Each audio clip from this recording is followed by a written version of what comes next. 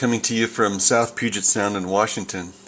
So today we're going to talk about Apple TV, and if you actually go and find it on apple.com, looks something like this. Hit store and then you select Apple TV, and basically this is what we're going to install today. It's the Apple TV. It's $99. It's on apple.com, and then also we got some cables, and what we're also going to install is Apple's HDMI to HDMI cable. It's available in their store for $20. And then a Toslink audio cable. You want to get the one from Apple because they have an adapter. And if you could actually see the picture there, they have a little adapter that goes with the regular optical audio cables. So anyway, we're going to do those three things. Dog Shelby to help out today. And Shelby, you excited about this Apple TV thing? Okay. Alright, well, I hope you'll help out anyway. Items from Apple, which is the Apple TV and the HDMI cable and the optical audio cable, comes in 3 boxes, basically straight from China through Hong Kong. So when you open up the 3 boxes, here's what you get. Here's your Apple TV. It's actually a pretty small device. It's only a few inches by another few inches. HDMI cable, that's an Apple one that you get right from apple.com. And then in the other box basically opens up, there's a small package that has the Toslink. That's the optical audio. This obviously is the Apple TV that basically syncs through your wireless, and you can stream even Netflix to it as well too. It goes to your TV.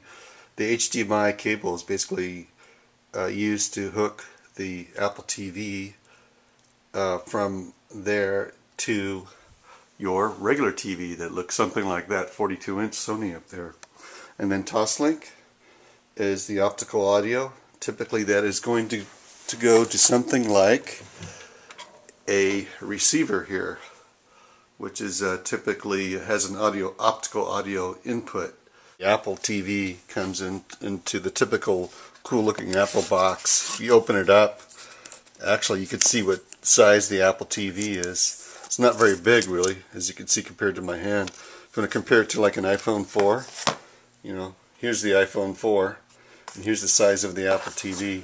Turn the iPhone on its side, you can see how thin it is, and then Apple TV frankly is only looks like twice as thin, so it's only a few inches by a few inches. The Apple TV in the box comes on top, and then there's an actual remote that you see here. Here's the size of the remote, and then on the bottom of the box is a power cord that plugs into the back of the Apple TV. What else plugs into the back of the Apple TV?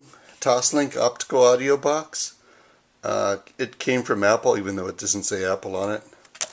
And what it has is another cable, and it is around a little bit over 7 feet.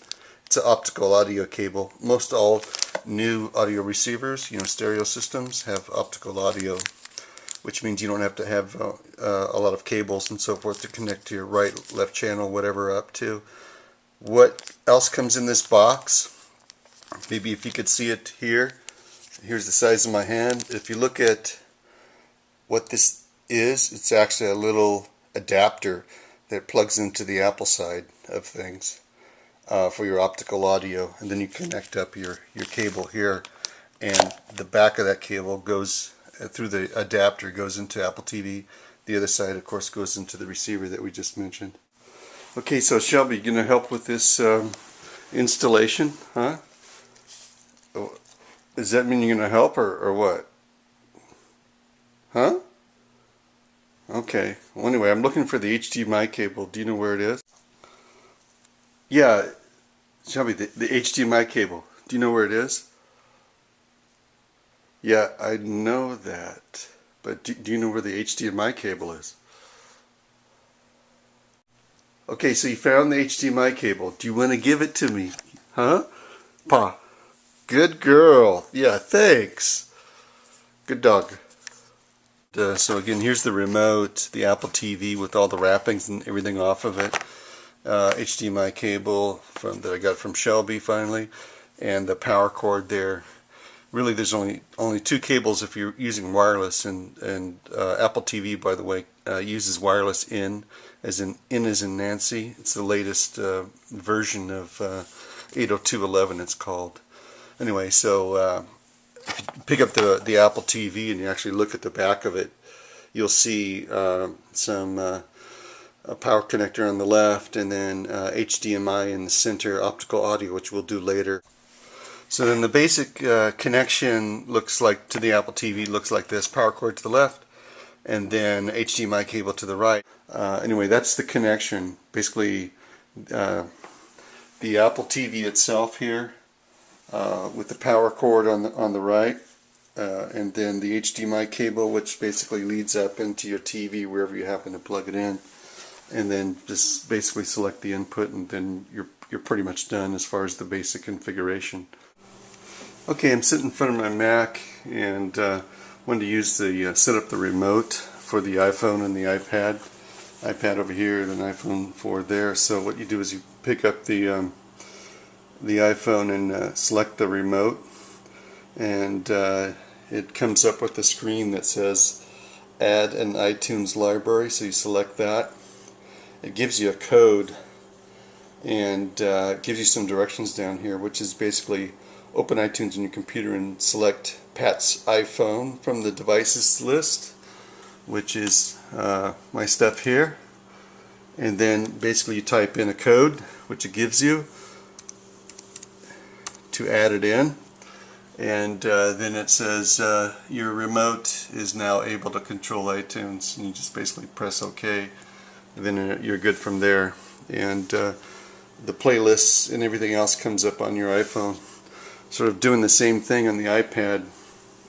If we just go find the application itself, which is remote, and just press the same thing, and it comes up and says turn on home sharing. You place your Apple ID and password in there, and then you can add an iTunes library as well too, with the same basically process that you did before. Part 1 of this video was brought to you by Flying Monkey Mercantile. You can join us on Facebook, and we're at flyingmonkeymercantile.com.